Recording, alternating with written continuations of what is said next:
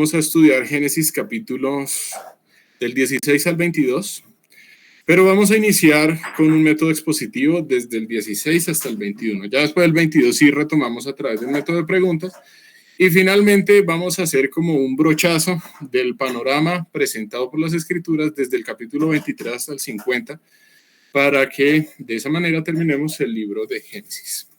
Bueno, entonces, bienvenidos, gracias por la asistencia. Y vamos a dar inicio con esta imagen. Esta es acá de Wikipedia, en la que se muestra más o menos como de forma pictórica el pasaje en el cual vamos a hacer énfasis hoy a través del método de preguntas. Y ese pasaje hace referencias al sacrificio de Isaac. ¿Y eso por qué? ¿De dónde viene eso? Entonces, vamos a ver la historia de Dios, porque siempre el asunto central de cualquier escritura, de cualquier pasaje de las Escrituras, sí, ahí sí corrijo, cualquier pasaje de las Escrituras es Dios mismo. Recordemos que la Biblia tiene el carácter teocéntrico de tal manera que siempre lo debemos enfocar correctamente, no en los hombres, en quienes hay errores, sino en Dios el infalible. Entonces, en el capítulo 16, eso es algo que nosotros no vimos hace 8 días, lo que la Escritura nos comenta es que dado que Abraham y Sarai habían tenido que esperar mucho tiempo el cumplimiento de la promesa, pues resulta que teniendo presente el contexto cultural, a ella se le ocurre una solución que si bien obedece un contexto cultural, no obedece a una fe en la promesa que Dios le había dado a Abraham, que digo. ¿Por qué razón? Porque a Sarai se le ocurrió proponerle a Abraham que se acostara con su sirvienta Agar, de tal manera que si ella quedaba embarazada, si ella concebía, gestaba y tenía su hijo, ese hijo iba a ser considerado como hijo de Sarai y no hijo de Agar. El asunto es que esto es algo que no va en correspondencia con la promesa que Dios le dio, porque la promesa que Dios le dio era tal que de Abraham iba a venir una gran nación. ¿Qué era lo que hacía tan grande esa nación? No era su poderío político, económico, no es tanto definido en esas métricas, sino más bien en el hecho de que allí van a ser el Salvador. Entonces recordemos que toda la promesa que Dios le dio a Abraham tiene un carácter mesiánico, siempre apuntas hacia Cristo, y eso es lo que la hace tan importante. Pues dado que no llegaba ese hijo prometido, entonces, ¿qué fue lo que pasó? Pues Abraham aceptó esa oferta, se acostó con Agar y ella concibió. A raíz de eso, Agar miraba con menosprecio a su señora y finalmente, después del trato que ella estaba recibiendo a raíz de ese menosprecio, pues ella terminó yéndose de, pues llamémoslo, su lugar de trabajo, porque no podemos decir en sí que sea su hogar, ya que ella era sirvienta. Entonces, ¿qué era lo que pasaba? Después de que ella se fue, el ángel de Jehová le dijo, regresa, y regrésate de tal manera que debes estar bajo la sumisión, digamos, debes estar en sumisión a tu señora, que sería en este caso Sarai. ¿Qué es lo importante? Pues resulta que aquí hay una serie de cosas que Dios le promete a Agar que nosotros no vamos a estudiar. No porque no sean importantes, porque en la Biblia cualquier pasaje es importante, sino por cuestión de tiempo. Entonces, así es como un resumen escueto del capítulo 16. En el capítulo 17 se nos menciona lo siguiente. Resulta que si en el 16 nos decía, al final, que era Abraham de 86 años cuando Agar dio a luz a Ismael, recordemos que Dios le había dado a Abraham la promesa estando en Ur de los Caldeos. Y la palabra nos dice que él era de 75 años cuando salió de Harán. Por lo tanto, desde el tiempo en que recibió la promesa hasta el momento en que nació Ismael, pues habían transcurrido más de 11 años. De 75 a 86, pues encontramos 11 años. Sin embargo, 11 años transcurrieron desde el momento en que él salió de la ciudad de Harán. Pero la palabra nos dice que él recibió la promesa estando en Ur de los Caldeos. Así que llevaba más de 11 años, no sabemos exactamente cuánto, pero llevaba más de 11 años esperando. Y si nos ponemos en los zapatos de Abraham y de Sarai, pues esperar 11 años el cumplimiento de algo no es fácil. Bueno, más de 11 años, porque puede ser incluso hasta el doble de tiempo. Sería entrar en un terreno especulativo, pero la Biblia sí nos especifica que fueron más de 11 años hasta este momento. En el capítulo 17 se vuelve a mencionar la edad de Abraham. Interesante que empieza haciéndonos la mención. Y ahí dice que era Abraham de edad de 99 años. Es decir, ya no solamente han transcurrido más de 11 años, sino que entre el final del 16 y el principio del 17 han transcurrido más de 24 años, desde el momento en que Abraham recibió la promesa. Y todavía no se ha cumplido. ¿Era fácil para Abraham esperar? Pues la respuesta es sí y no.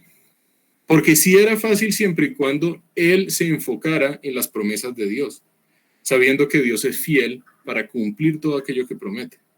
Pero al mismo tiempo, si lo pensamos desde un punto de vista humano, pues no era fácil, porque es fácil incurrir en ser impaciente. Creo que eso le ha pasado a Abraham y a cualquiera de nosotros también nos ha pasado. Obviamente no estamos hablando respecto a las promesas que Dios le dio a Abraham, porque esas promesas que Dios le dio a Abraham son solo para Abraham. Dios no va a hacer de nosotros una gran nación, pero de Abraham sí fue. Lo que ocurre es que nosotros sí tenemos unas promesas que son específicas para la iglesia. Y frente a ello, en algunos momentos podemos entrar en un estado de impaciencia. En el capítulo 17 es interesante que lo primero que Dios le dice cuando se le apareció a Abraham, ahí no dice de qué manera, ahí dice simplemente que se le apareció. Cuando se le apareció, le dijo, yo soy el Dios Todopoderoso. Dios se presenta a Abraham como el Dios Todopoderoso. No lo hace como el Dios Santo, como el Dios Justo o el Dios de amor. Se presenta como el Dios Todopoderoso. Y en hebreo ese término es Shaddai. Se escribe con doble D, pero en la forma transliterada al español. Y pues, digamos, recordemos que ese es un término que ha sido muy utilizado incluso para llamar a algunos negocios. Dios se presenta a Abraham como el Dios Todopoderoso. No se presenta como el Dios Santo, el Dios Justo, el Dios de amor. Ese Dios Todopoderoso, desde el hebreo, aparece, digamos, la expresión Shaddai y transliterada al español es con doble D. Resulta que esa es una expresión que hoy en día ha sido muy usada para llamar a ciertos negocios. Entonces, X cosa, Shaddai. Y personalmente considero que, pues ya que este es un término que hace referencia directa al Dios Todopoderoso, debe usarse con el debido respeto. Entonces, ¿por qué Dios se presenta como el Dios Todopoderoso? Obviamente Abraham ya sabía eso, pero era importante que él tuviera eso presente. Porque Dios, siendo Abraham de 99 años, Dios lo que hace es mostrarle a Abraham que él es capaz de cumplir la promesa. Y recordemos que la promesa no se frena en el hecho de que él va a tener un hijo. Bueno, sí tiene un hijo, ¿y qué?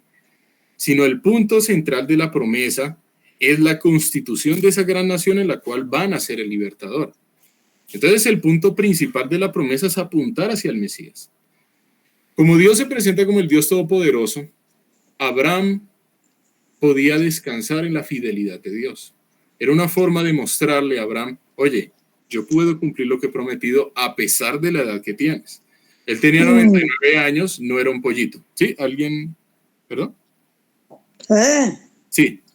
Sí, bueno. ¿Qué pasó? Cuéntame. No, yo aquí comentando yo sola las cosas de Abraham. Ah, bueno. Sí. Listo. Entonces. No, tranqui. Entonces, él se presenta como el Dios Todopoderoso, dándole a entender que puede cumplir la promesa.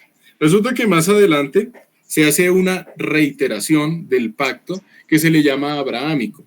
Pero obviamente se le llama abrahámico o se le llama noético, más adelante mosaico, davídico, es simplemente una designación teológica, porque debemos recordar que el origen de los pactos es Dios mismo. No es que haya dicho Noé, ay, se me ocurrió hacer una alianza con Dios, eso no fue. Nosotros cuando estudiamos el pacto noético vimos que Dios fue el que estableció el pacto y es aquel que cumple el pacto. Esa es la parte importante. Es un pacto de carácter incondicional en el sentido que depende de Dios y es cumplido exclusivamente por Dios. En el caso del pacto noético no solamente estaba incluido Noé y su familia, sino todos los seres vivos. Es un pacto que también incluye a los animales. En este caso particular de Génesis capítulo 17, el pacto abrahámico cobija a Abraham, obviamente, a su familia y a esa descendencia que va a proceder de Abraham. Una señal de ese pacto, de ese berit en hebreo, es la circuncisión. Y esa señal es la parte condicionada del hombre. El hombre es el que debe ejecutar la circuncisión sobre los varones nacidos a una edad de 8 días. Entonces, a los 8 días de nacidos se debe ejecutar la circuncisión. Tengamos eso en mente, porque más adelante lo vamos a volver a encontrar en el caso del Señor Jesús, del Mesías. Listo, hasta ahí vamos. Resulta que en el capítulo 17 también se nos dice lo siguiente. Dios le cambió el nombre a Abraham por Abraham y el nombre a Sarai por Sara. Es decir, existe este cambio de nombre en correspondencia a lo que Dios ya le había mostrado, que es, uno, el pacto, que en teología se le llama pacto abrahámico, y en segunda instancia, pues en el hecho de que Dios es el Dios todopoderoso. Entonces, ¿qué fue lo que ocurrió? En el diálogo que se sostiene en el capítulo 17 entre Abraham y Dios, hay un momento en el que Abraham, versículo 17, dice que se rió, se postró sobre su rostro y se rió y dijo en su corazón, a hombre de 100 años ha de nacer hijo y Sara ya de 90 años ha de concebir. Entonces, lo que ocurrió con Abraham es que él se rió de la reiteración de la promesa de Dios. Y por ello es que ya podemos encontrar que tiene mucho sentido el hecho de que Dios le haya ordenado a Abraham que ese hijo se va a llamar Risa. Imagínense llamar a un hijo Risa.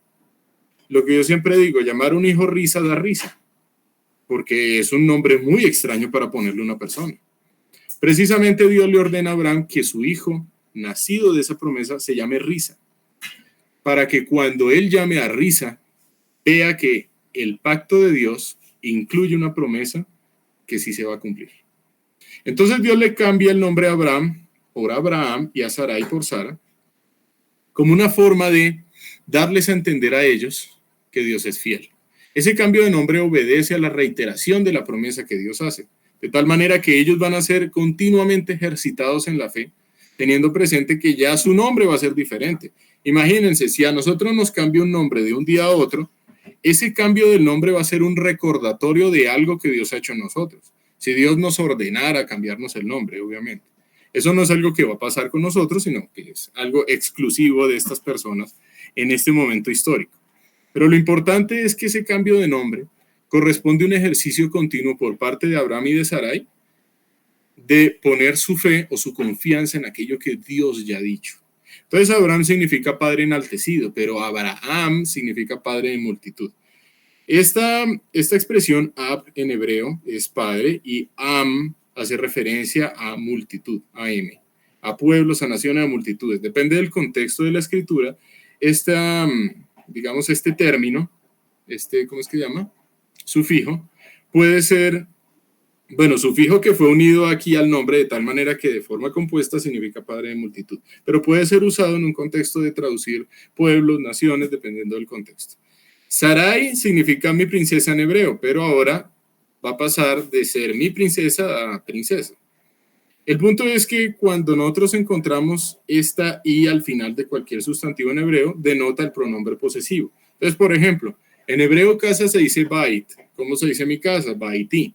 ¿Cómo se dice princesa en hebreo? Sara. ¿Cómo se dice mi princesa? Sarai. Entonces, este cambio de nombre, ¿por qué Dios lo lleva a cabo no solo con Abraham, sino también con su esposa? Porque los dos son considerados una sola carne ante los ojos de Dios, tal como Dios lo estableció en Génesis 2:24. Dejará al hombre a su padre y a su madre, se unirá a su mujer y serán una sola carne. Si existe un cambio en Abraham, ese cambio va a hacerse visible de forma correspondiente en Sarai. Entonces, el cambio de nombre obedece a la reiteración de la promesa que Dios establece, pero no olvidemos que la promesa apunta a un sentido mesiánico. No es a quedarse simplemente en que, ay, sí, tengo un hijo y ya. Ese no es el propósito de Dios. Ahí no se frena. Recordemos que en la promesa que Dios le dio a Abraham, dice, y serán benditas en ti todas las familias de la tierra. El propósito de Dios ni siquiera se frena con Abraham, sino llevar a cabo una bendición en todas las familias de la tierra. Génesis 18:2. Entonces, ¿qué ocurre aquí? En el versículo 1 dice que le apareció Jehová a Abraham en el encinar de Mamre. Ok, hubo una aparición de Dios. Y en el versículo 2 dice lo siguiente, y alzó sus ojos y miró, y aquí 3 varones que estaban junto a él. Y cuando los vio, salió corriendo de la puerta de su tienda a recibirlos y se postró en tierra. La primera pregunta que pues, vamos a resolver de forma expositiva es, ¿qué reacción vemos por parte de Abraham respecto a la visita de los 3 varones? Pues resulta que Abraham, recordemos que era una persona pudiente en el sentido que tenía un número significativo de recursos. Y aún siendo una persona que tenía autoridad con varias personas, él lo que hace es recibirlos de una forma tal que muestra que está dispuesto a servirles. Que sí, esto obedece a un contexto cultural del antiguo Medio Oriente, sí, claro. O sea, en el antiguo Medio Oriente se practicaba continuamente el ser hospitalarios. Pero más allá de ser hospitalarios, más allá de un contexto cultural, lo que nosotros encontramos es una actitud especial de Abraham hacia estos tres varones. Uno de ellos, de acuerdo a lo que dice Génesis capítulo 18, es una aparición, una manifestación visible de la presencia de Dios. Entonces, a manera de comentario, esto en teología se le suele llamar teofaneia en griego o teofanía en español. Procede de dos palabras que son theos y phaino. Theos significa Dios y phaino significa aparición.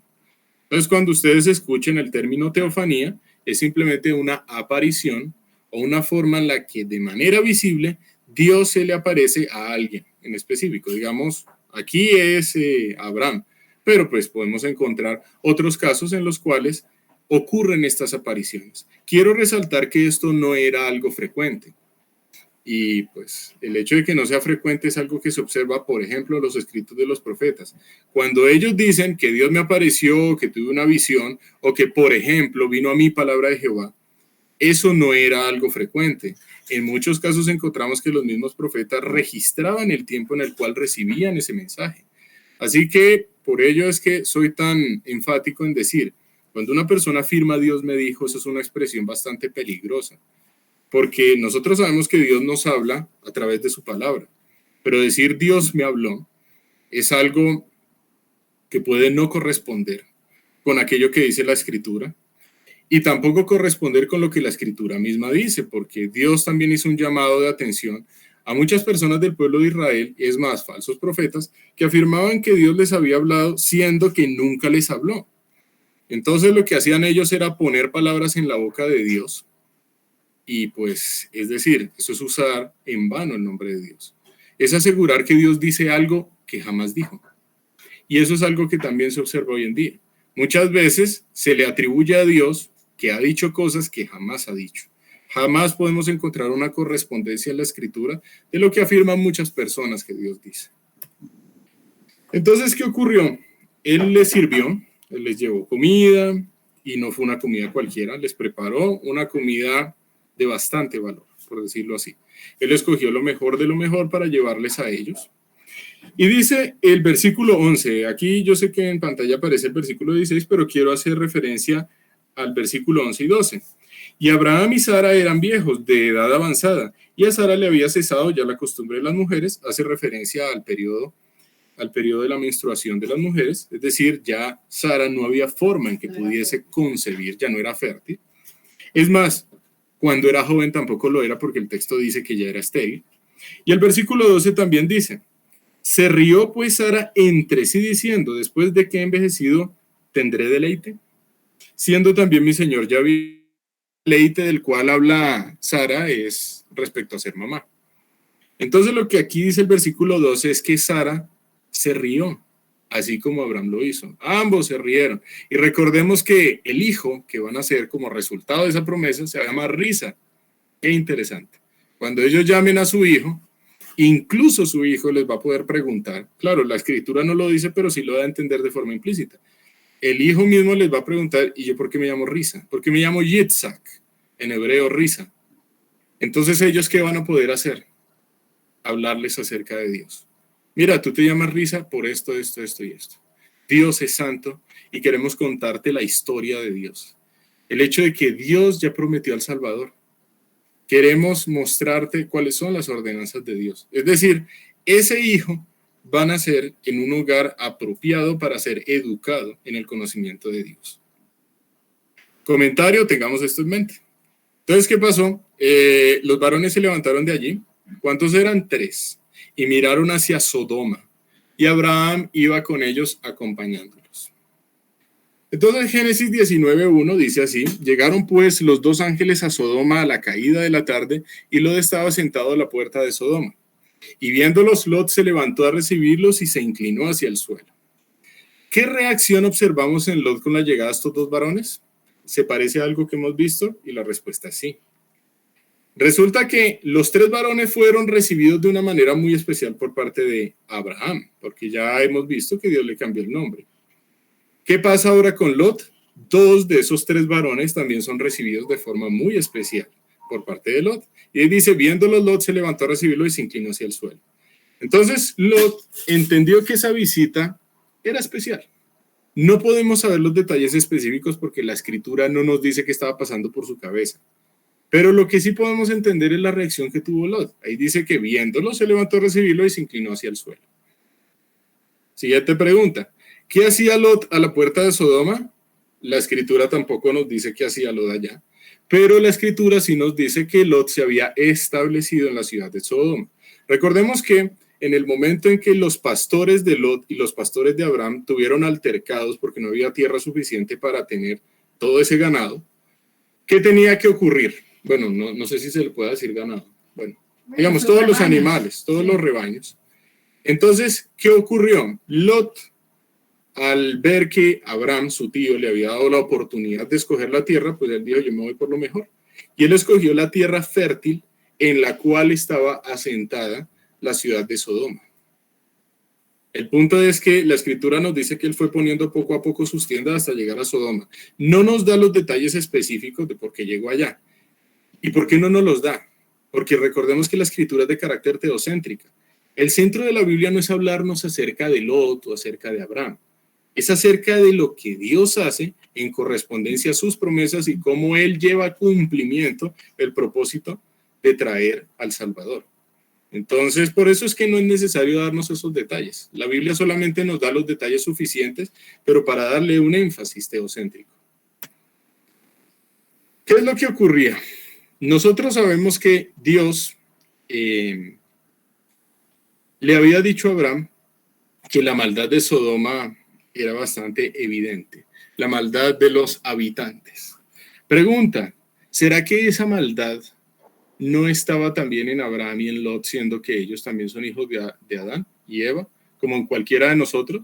Es decir, ¿aquí estamos hablando de Lot bueno versus habitantes de Sodoma malos? ¿O estamos hablando de Abraham bueno versus los habitantes de Sodoma malos? Y la respuesta es no. Nosotros ya vimos en el caso de Caín y Abel que ambos eran malos, tanto Abel como Caín. ¿Qué diferencia había? Abel fue una persona en la cual obró esa gracia de Dios, en la cual hubo una fe en el Salvador y por lo tanto fue justo y fue constituido profeta por parte de Dios. Recordemos que él era una persona que pregonaba el mensaje de Dios, pero no se trata del hecho de que Abel fuese una persona limpia del pecador absoluto de los absolutos. Se trata de una persona que es un pecador pero arrepentido. Es decir, aquella persona que se puso de acuerdo con lo que Dios dice. Ese era Abel. Y lo mismo pasaba con Lot y con Abraham, a diferencia de los habitantes de Sodoma. Pero aquí no estamos hablando de categorías de bondad, porque el único bueno es Dios. Aquí estamos hablando de 2 pecadores arrepentidos, y en este caso Lot, un pecador arrepentido y justo, justificado por parte de Dios, en medio de una sociedad de personas que simplemente rechazan aquello que Dios dice. Entonces, vamos a 2 de Pedro 2, 7 y 8. Dice 2 de Pedro, y libró al justo Lot, nefanda conducta de los malvados, porque este justo que moraba entre ellos, afligía cada día su alma justa, viendo y oyendo los hechos inicuos de ellos. ¿Se complacía Lot por la forma de vivir de los sodomitas? Pues ahí dice el versículo 7 que estaba abrumado por la nefanda conducta de los malvados. Obviamente no. Otro detalle, 2 de Pedro 2.7 nos dice que Lot era justo. ¿Qué significa esto que era justo? Aquí no está diciendo que Lot haya sido el inmaculado que nunca pecó. Eso no es cierto. Aquí se está haciendo referencia a la justicia de la que hablamos la clase pasada, que aparece referenciada en Romanos capítulo 4. Puso su fe en aquel que justifica al impío. Abraham tenía su fe puesta en el Salvador. Y lo mismo pasaba con Lot. Lot fue justificado por la gracia de Dios que se hace efectiva mediante la fe.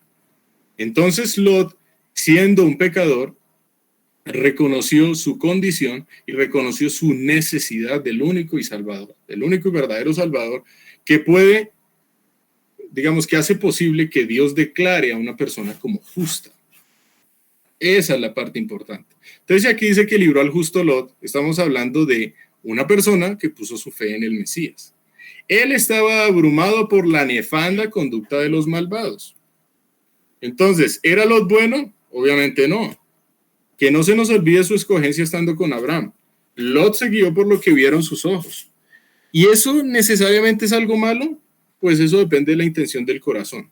Pero que sea Dios quien juzgue respecto a esa intención del corazón. El punto importante es que estamos hablando de una persona que ha sido simplemente una persona que nació en un estado propenso a pecar. Y en ese estado propenso a pecar, pues Romanos 5:12, la muerte pasó a todos los hombres, por cuanto todos pecaron. Y ahí me incluyen a Abraham, me incluyen a Lot, y yo, el que está hablando, también estoy incluido. Cualquiera de nosotros estamos incluidos porque somos hijos de Adán y Eva. Nacimos con esa naturaleza propensa a ir en contra de lo que Dios dice, propensa a rebelarse. Esto recordemos que en teología se le llama la doctrina de la depravación total. En el ser humano no hay bondad alguna por la cual el ser humano se acerque a Dios. Es solamente Dios que en su gracia y en su amor se acerca al ser humano sin que el ser humano lo merezca para darle la solución. Y la solución no se encuentra en el ser humano, se encuentra en la obra que Dios hace a través del Mesías. Entonces, podemos completar la frase. La justificación de Lot es posible gracias a, no es gracias a sus obras, no es gracias a su forma de conducirse en la vida, es gracias al Mesías, al Mashiach, al Cristo, al escogido. Él puso sus ojos en él y gracias a Cristo es que él es considerado justo por parte de Dios. Entonces vamos a hacer énfasis en 2 Pedro 2:7. Lo que hice fue tomar un pantallazo de logos K logos. Y lo que encontramos es que desde el griego, recordemos que 2 de Pedro pues, se encuentra en el Nuevo Testamento y por eso tenemos que apelar al griego. Aquí abajo aparece la traducción al español. Si alguien sabe griego, pues esa es una ventajota. Pero bueno, el punto es este. Y recto Lot siendo afligido profundamente, fíjense, esta expresión siendo afligido profundamente va en correspondencia con abrumado. Qué interesante, ¿no? Abrumado es siendo afligido profundamente desde el griego. Por de la de los ilegales. La traducción del griego al español, que en la versión Reina Valera aparece malvados, qué interesante que es referenciada como ilegales, algo que va en contra de la ley o en contra de los propósitos de Dios.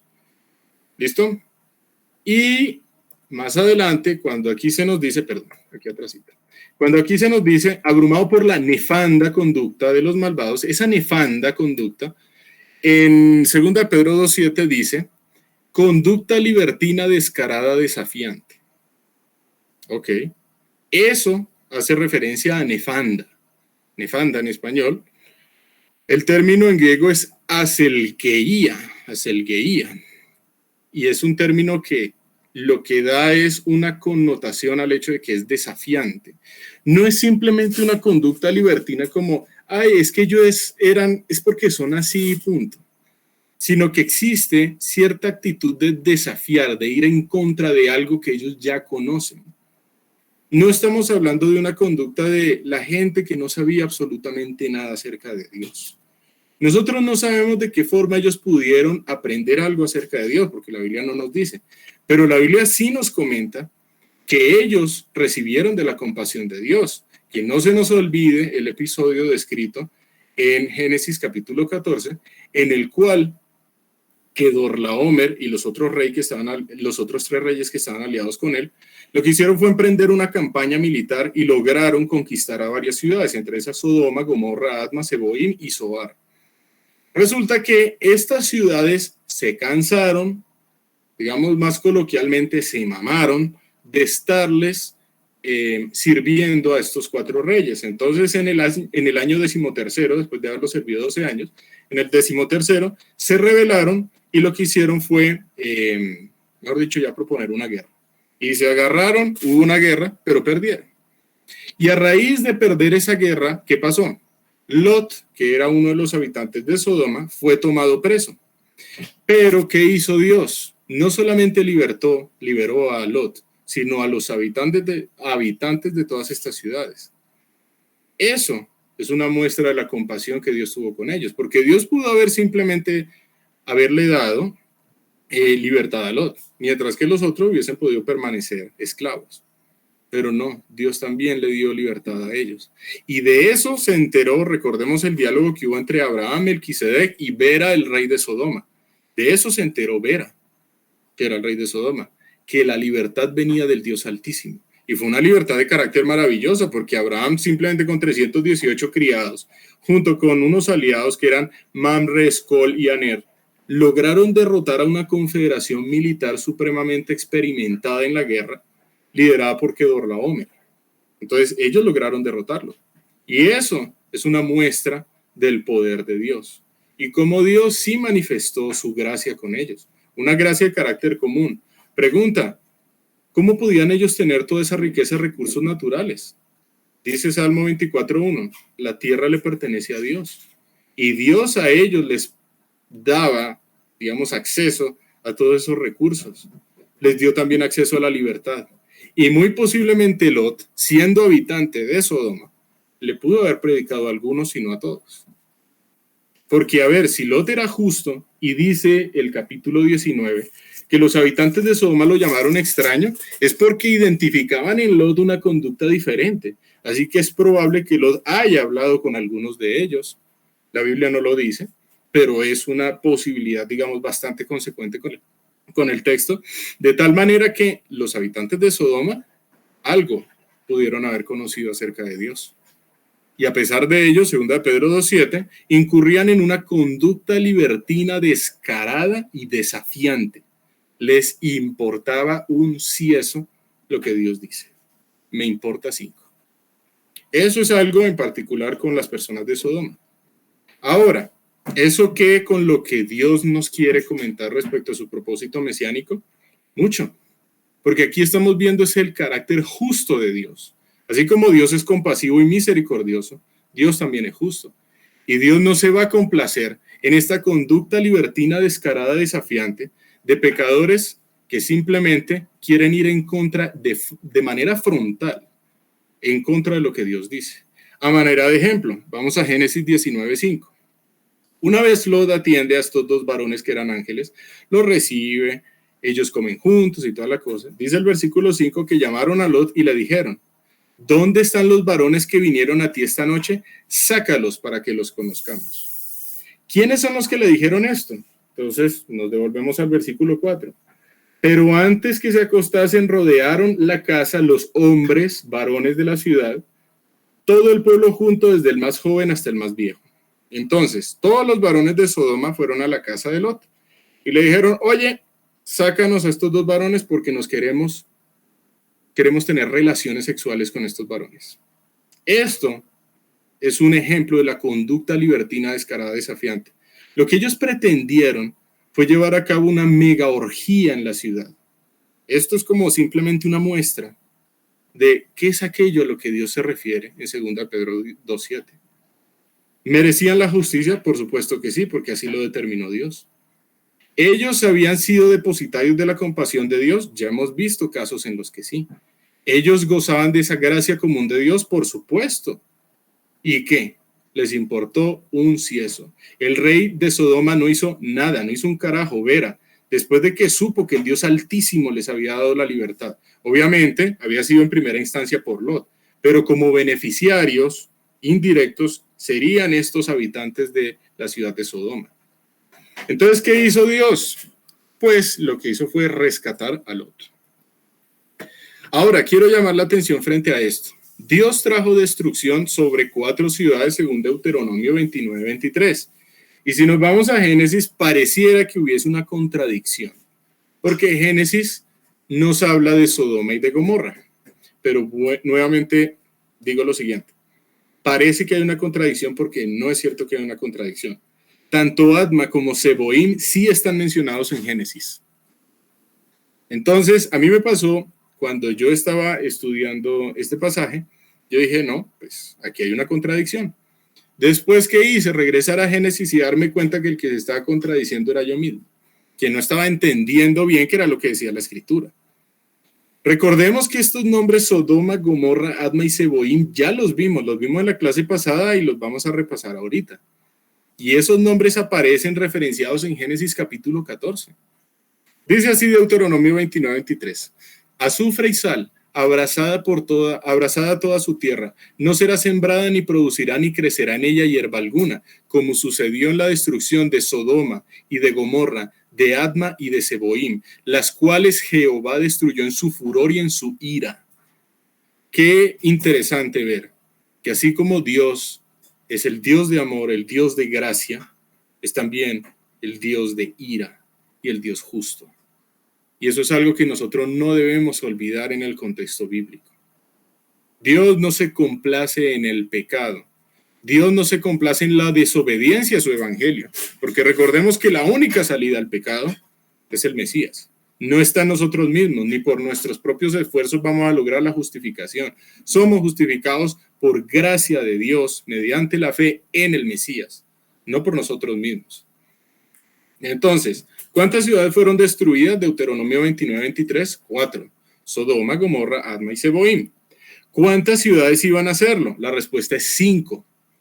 ¿En qué me baso? Génesis 19, versículo 21. Dice así. Y respondió, he aquí he recibido también tu súplica sobre esto y no destruiré la ciudad de que has hablado. ¿Qué es lo que pasaba en Génesis 19-21? Cuando Lot salió con su familia, bueno, su esposa se le dio por mirar para atrás. No vamos a estudiar las razones por las cuales murió mirando para atrás.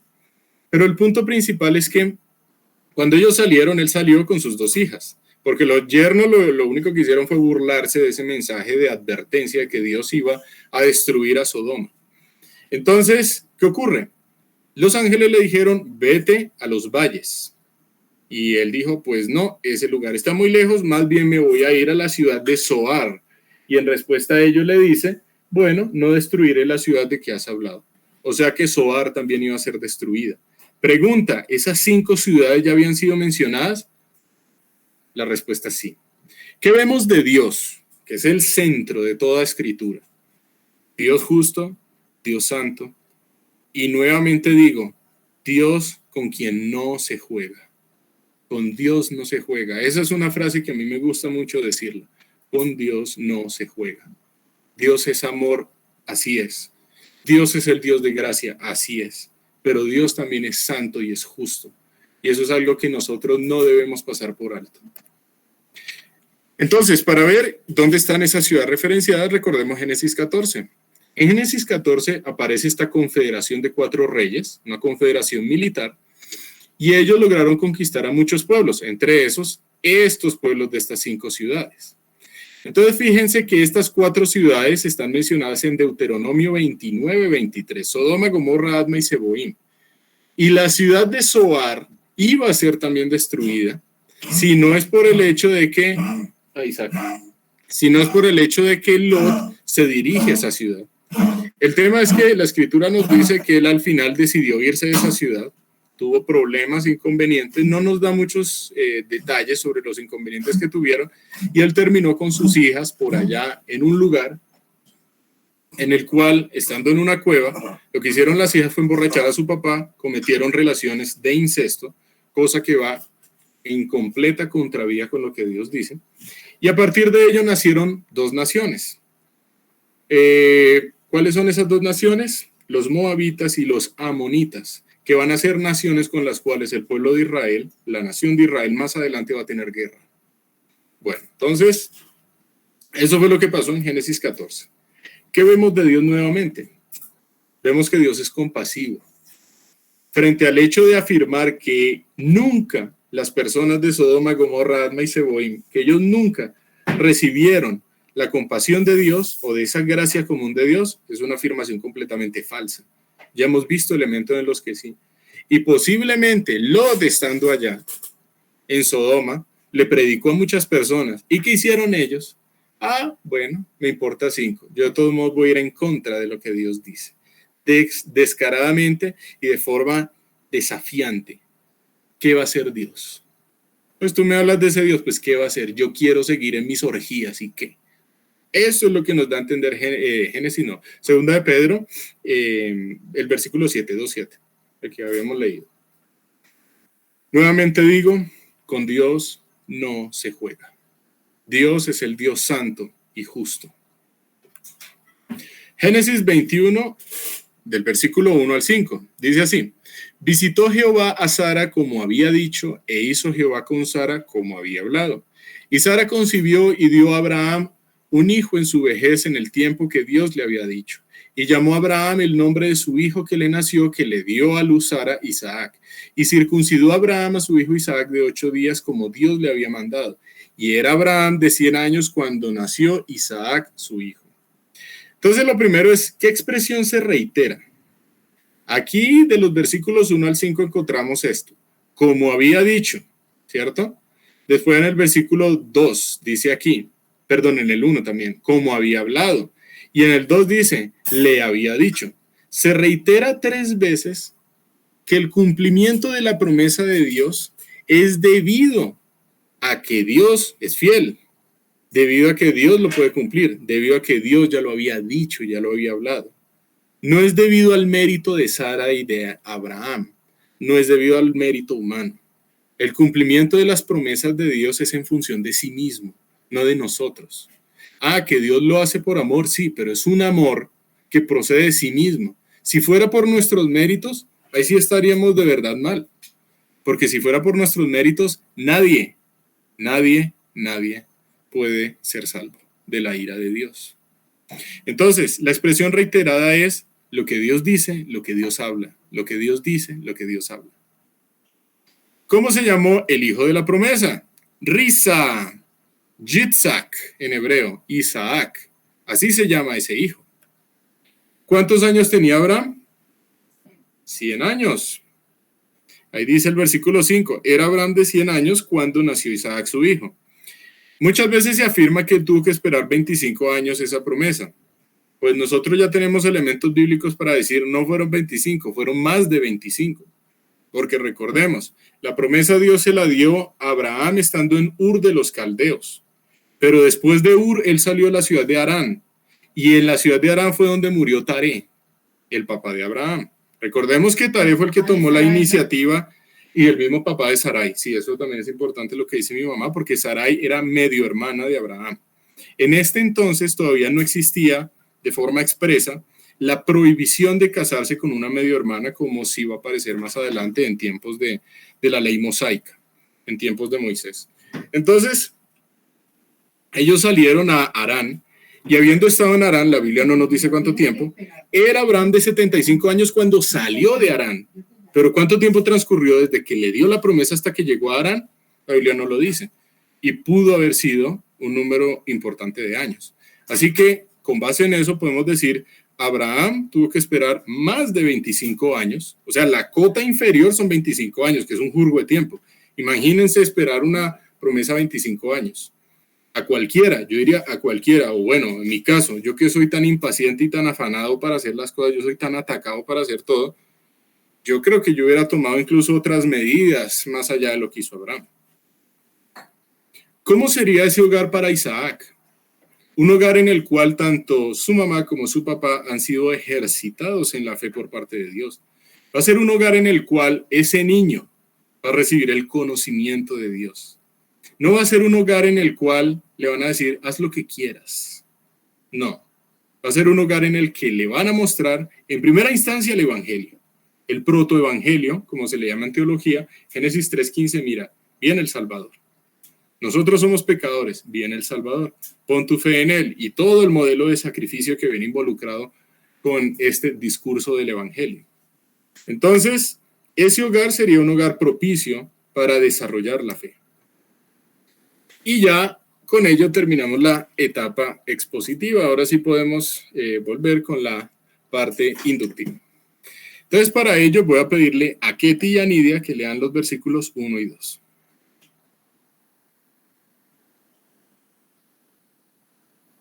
Génesis 22, 1 y 2. Sí, así es.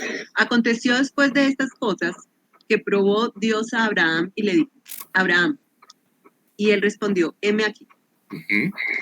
Y dijo, toma ahora tu hijo, tu único Isaac, a quien amas, y vete a tierra de Moriah, y ofrécelo allí en holocausto sobre uno de los montes que yo te diré. Listo, gracias, Nidia y Ketty. Primera pregunta, ¿qué función tiene decir aconteció después de estas cosas? O sea, pareciera que sobra, ¿no? ¿Para qué la Biblia nos dice aconteció después de estas cosas? ¿Y cuáles son estas cosas?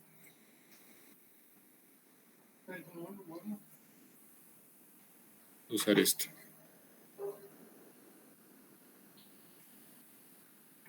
Este aconteció da a entender que pasó un tiempo, o pasado el tiempo, y estas cosas es lo que estábamos hablando ahorita, o sea, exactamente lo que venía pasando en el capítulo anterior, entiendo yo.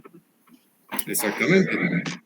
Cuando dice ahí estas cosas, no son estas cosas en el sentido de, ay, qué lindo, nació Isaac y ya, sino nació Isaac como resultado del cumplimiento de una promesa de Dios que en últimas apuntas al Mesías. Que no se nos olvide siempre el hilo conductor, tal como lo dijo ahorita Nidia. El pasaje anterior hace referencia a una promesa, y esa promesa siempre apunta al Mesías. Entonces aconteció después de estas cosas, el cumplimiento de esa promesa, que probó Dios a Abraham. Ah, ok, listo. Viene la prueba. Pregunta, si Dios todo lo sabe, ¿para qué se pone a probar? Dios ya sabía cómo iba a reaccionar a Abraham, entonces ¿para qué lo prueba? No es como, a ver.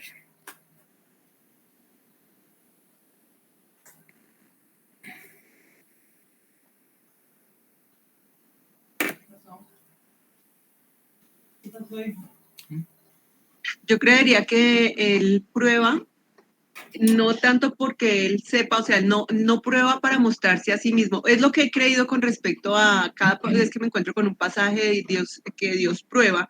No es porque necesite mostrárselo a sí mismo, sino es para que nuestros ojos y nuestra conciencia esté atenta a lo que realmente está dentro de nosotros. Creería más por eso. Entonces es mostrarle a Abraham y mostrarle al mundo venidero, nosotros que estamos leyendo, que sí hubo un momento de, bueno, probemos por aquí a ver si se puede, aún sabiendo que él sabiendo lo que venía, porque todo lo sabe, nosotros también necesitamos probar que así somos, que había que probar. En la prueba es la fe de Abraham la que es ejercitada. Y la respuesta de Abraham es algo que solamente Dios sabe antes de la prueba, pero no nosotros. Esto es algo puesto para que el mismo Abraham y las personas que estamos leyendo este texto entendamos cómo es el asunto de la fe. No es para que Dios sepa, porque es que Dios sabe no solamente lo que va a pasar, sino lo que pudo haber pasado pero jamás ocurrió. Entonces, no es porque Dios no sea omnisciente, Dios es omnisciente. La prueba está destinada para forjar el carácter de la persona que es probada y en segunda instancia para mostrarle a esa persona y a otros testigos cuál es la respuesta que se tiene bajo la fe. ¿Listo? Entonces, listo, probó Dios a Abraham y le dijo a Abraham. ¿Con qué nombre fue que lo llamó? No le dijo a Abraham, le puso Abraham, H-A-M. O sea, Dios llama a Abraham por el nombre que él mismo le puso más adelante. Y ese nombre modificado que le da a entender que él va a ser padre de multitudes. Es decir, que el cumplimiento de la promesa es un hecho. Si Dios dice algo, es un hecho. Es así.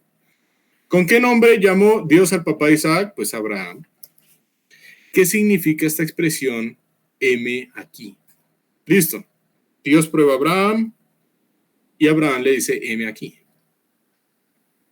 Creo que esa expresión salta a la vista, porque si nosotros la quitamos, se sigue entendiendo el texto.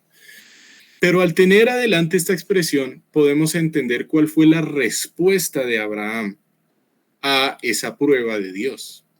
Él está diciendo, heme aquí. Dicen otras versiones, estoy aquí. Y uno dice, pues sí, estoy aquí. Sí, pero es que, a ver, en el contexto eso significa que él está a la entera disposición del mandato de Dios. Es como una forma bastante bíblica de decir una expresión coloquial, como mande. Pero mande en el sentido de, Señor, aquí estoy, dime qué hay que hacer. Este heme aquí también nos está mostrando, es la condición del corazón de Abraham en este momento. Recordemos que cuando Abraham salió de Ur de los Caldeos, Él ni siquiera salió por iniciativa propia, salió fue por iniciativa de su papá. Habiendo él recibido un mandato de Dios que era, deja tu tierra y tu parentela y la casa de tu padre, ¿qué hace? Ah, no, pues el papá se lo lleva. Y además de eso se va con el sobrino. Ese es el Abraham del cual nos habla Génesis capítulo 12. Pero ahorita Génesis 22 nos está hablando de un Abraham al cual Dios le ha fortalecido la fe. Entonces, ¿cuál es el centro de este asunto? Heme aquí. No es Abraham, es la obra de Dios con la persona justificada en Cristo. Fíjense cómo Dios obra en el creyente desde Génesis 12 hasta Génesis 22. Génesis 12, una persona inmadura en la fe. Génesis 22, una persona que ya tiene una fe mucho más fortalecida, que ya está dispuesta a hacer lo que Dios le dice. Qué interesante ver esa obra de Dios en el creyente. Bueno, versículo 2. Ahí dice, toma tu hijo, tu único. ¿Cómo así que tu único? Si Abraham tenía otro hijo que era Ismael. ¿Por qué Dios se refiere a Isaac como tu único?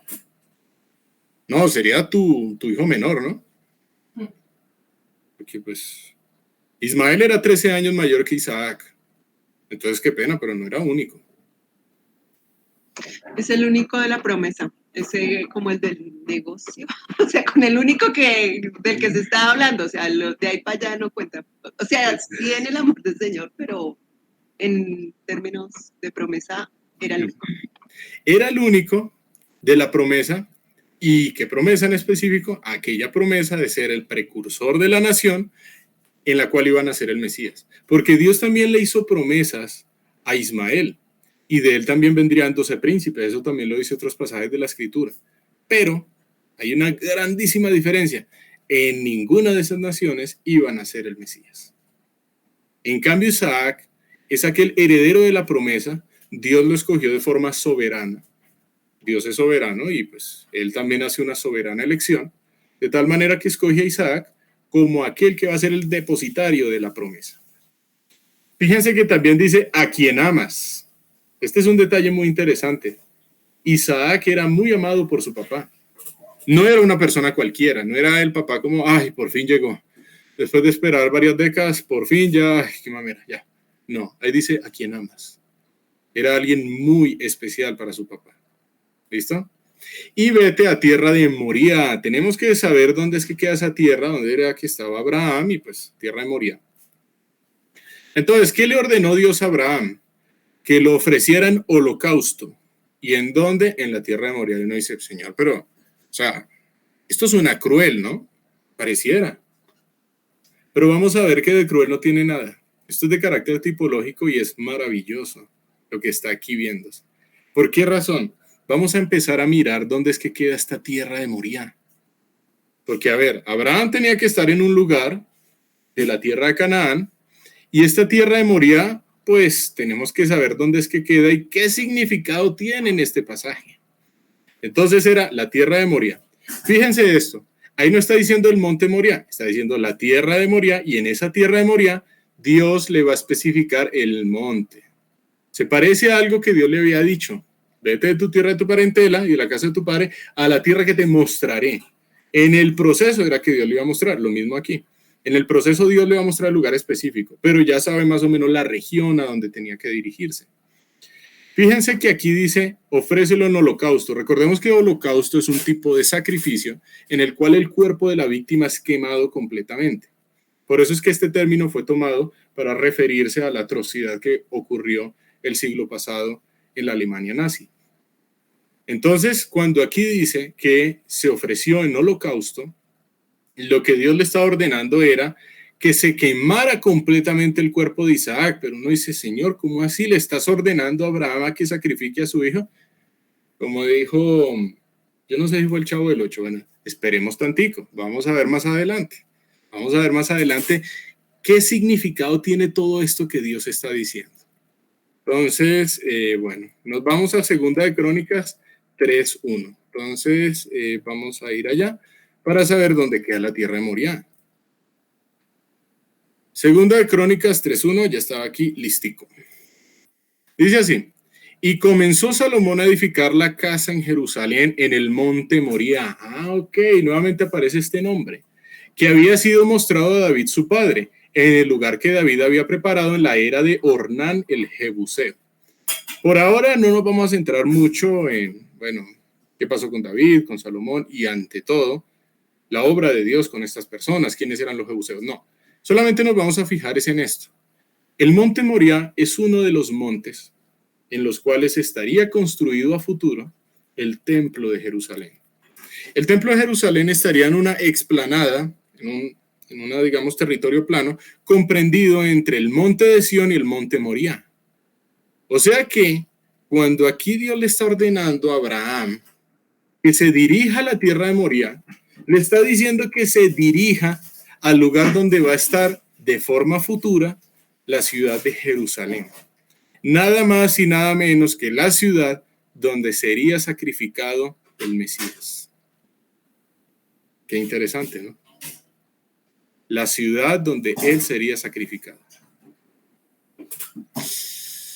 Creo que ya este detalle de vete a la tierra de Moriah nos dice muchísimo respecto al significado mesiánico de todo esto que está en Génesis 22. No nos debemos quedar viendo, es que aquí se habla de un sacrificio humano. Veremos tantico, porque eso es también ignorar todo el contexto bíblico del cual se está hablando acá. ¿Listo? Génesis 22, 3. Entonces, no sé si ya han llegado más personas, voy a revisar aquí. Listo. Listo, Frank. Hola, Frank, ¿cómo estás? Hola, Alexandra. Listo. Entonces voy a pedirle a Frank que lea. Lo perdí, qué pena. Voy a pedirle a Frank que lea Génesis 22, 3. ¿Qué dice? Dice, y Abraham se levantó muy de mañana y enalbordado su asno y tomó consigo 2 siervos suyos y a Isaac su hijo y cortó leña para el holocausto y se levantó y fue al lugar que Dios le dijo. Listo, Frank, gracias. ¿Qué nos muestra el hecho de que Abraham madrugara? Fíjense, y Abraham se levantó muy de mañana. Y una vez tuve una experiencia bastante interesante en un grupo en el que esta pregunta se hizo y una persona de forma muy tierna respondió porque al que madruga Dios le ayuda. Me pareció una respuesta muy tierna, pero bueno, no es la razón. No es la razón. De todos modos, pues, es un apunte que me pareció tierno, es la palabra. No es porque al que madruga Dios le ayuda. ¿Por qué Abraham se levanta muy de mañana?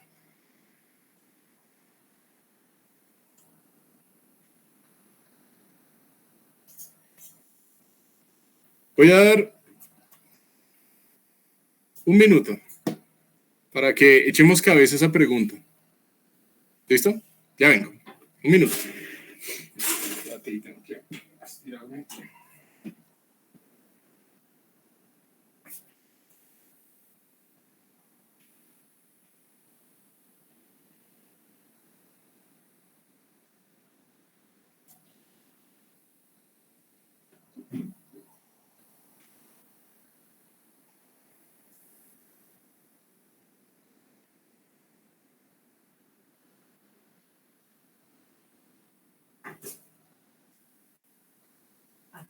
La pausa activa.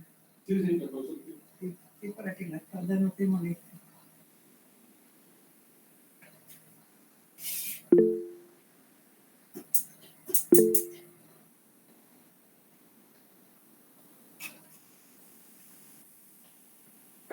Juan David.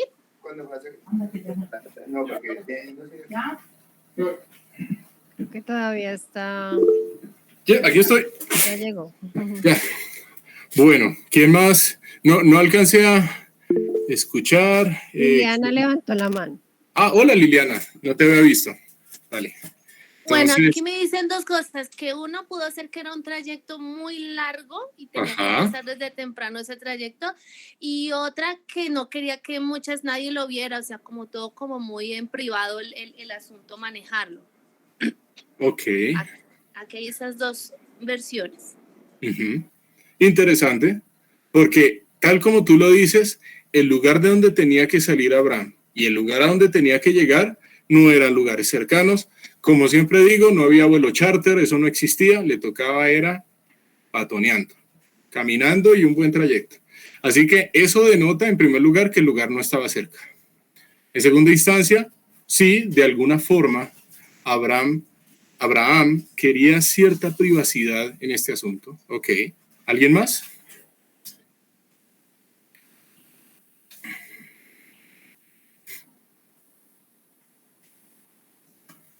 Bueno, entonces, Abraham se levantó muy de mañana, dice otras versiones, Abraham madrugó. Es una muestra de la fe, en el hecho de que él sabía que Dios no iba a cambiar de parecer. ¿A qué me refiero? Uno podría haber pensado que Abraham se pudiese levantar tarde el día en el cual iba a emprender su viaje, como una forma de considerar a ver si de pronto es que había entendido mal la cosa o de pronto Dios cambiaba. Pero él estaba seguro de lo que Dios le había dicho. Y estaba tan seguro en obedecer a Dios que él no dudó en levantarse temprano.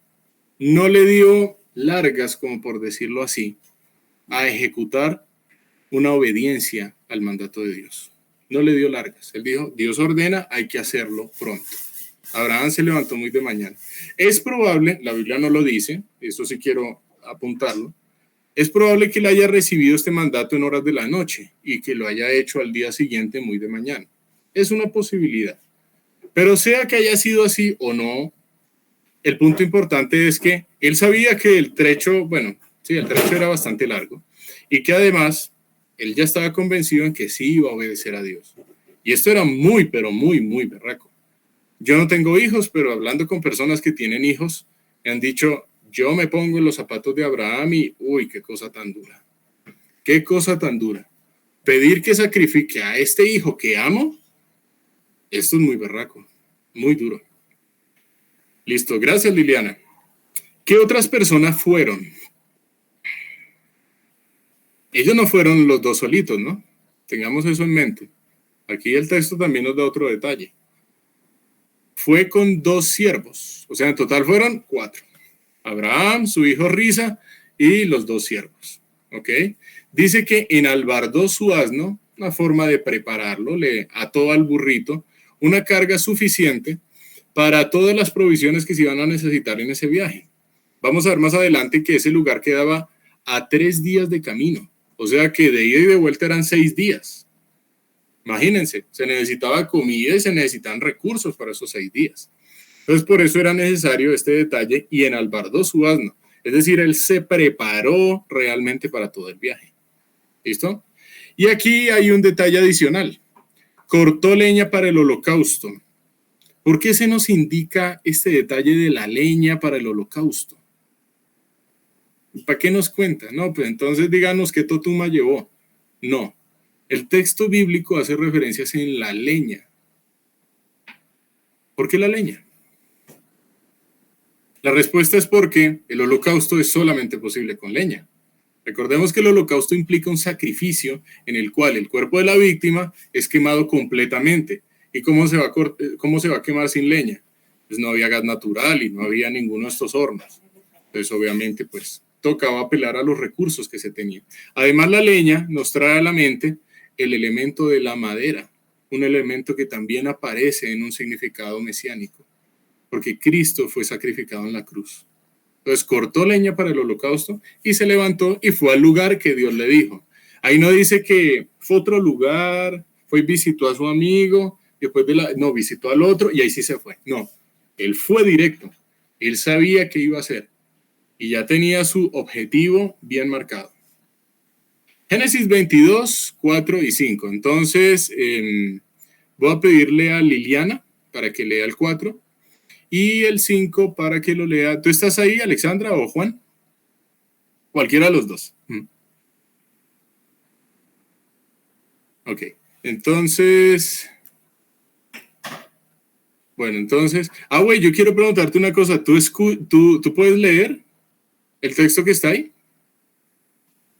Bueno, entonces yo leo el 5, ¿listo? Entonces dale, Liliana, tú lees el 4. Al tercer día alzó Abraham sus ojos y vio el lugar de lejos. 5. Entonces dijo Abraham a sus siervos, esperad aquí con el asno, y yo y el muchacho iremos hasta allí y adoraremos y volveremos a vosotros. Bueno, ¿para qué se nos da el detalle al tercer día? ¿Por qué se nos dice al tercer día? Este al tercer día tiene la connotación de indicar la distancia que había entre el lugar donde estaba Abraham y el lugar a donde se dirigía. Obviamente aquí se nos da unidades de tiempo. ¿Cómo así que tiempo es distancia? No, pues si nosotros sabemos que él se iba caminando, pues uno puede convertir tiempo en distancia.